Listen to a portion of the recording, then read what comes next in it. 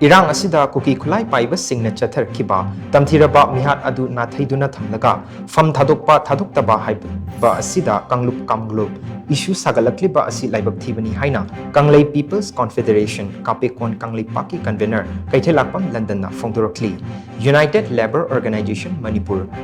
Khalai Silo Fesok Amadi Kanglei Panas na Punsilaga Semba Kapekon Kanglei Pang Senduna Imphal gi Major Khulda Leipa Manipur Press Club ki Thangjing Hall da Pangthokpa Paugi Mifam Amada Wafam asi Phongdolatuna Mahakna Hai Puki Narco Terrorist Singna Makoi gi Tokhaiba Lengak Ama demand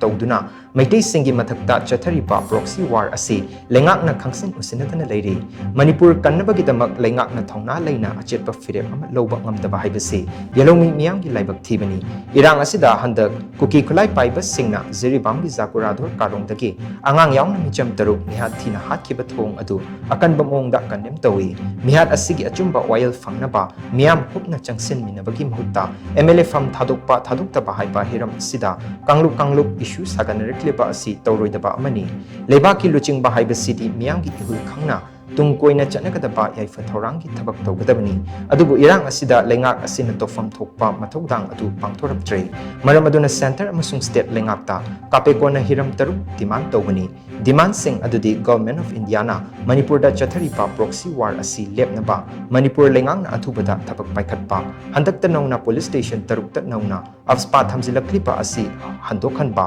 national highway sing da free movement yahan kadabani lanjenari ba sing masa masagi mayumda hanjil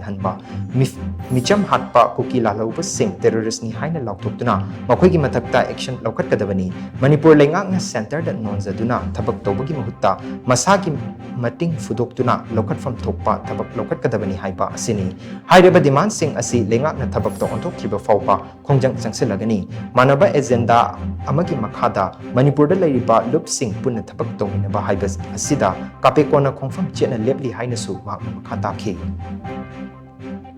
Pomdana mai zakna mi krim ki thawai da nuai tan leinengai talak sida yamna laibak sibai tare akhoi swaida MLA Pham Thadoktabani aduge MLA Pham Thadokpa yaro henna ton group sengot na akhoi gi asu aibak thikraba jiri bangi sigun akhoi gi natheiba man ba mong dai tare swaida group sengana ba sa si laibak thibani aduga masi matung da su sigumba si akhoi tawdabana phayena khalle aduga tasengna akhoi gi leibiriba state government gi lusingba sing ase thongna leina hai tare tasengna miyam asibu miyam gi punsi lantum ngaktana ngakpi sinbidana akhoi na ngakpi sinmam thokpodo ngakpi gadabane adu natragadi depak miyamna akhoi gi miyamna state government sigi matakta nongter nongbe onkal wai haninga su leite na hairiba akhoi na kapiko na ngasi thamjariba demand taruk asi purakanda akhoi gi tongan ba Manipur gi mafam singda akhoi gi takshin bagi khungchang changchin jargani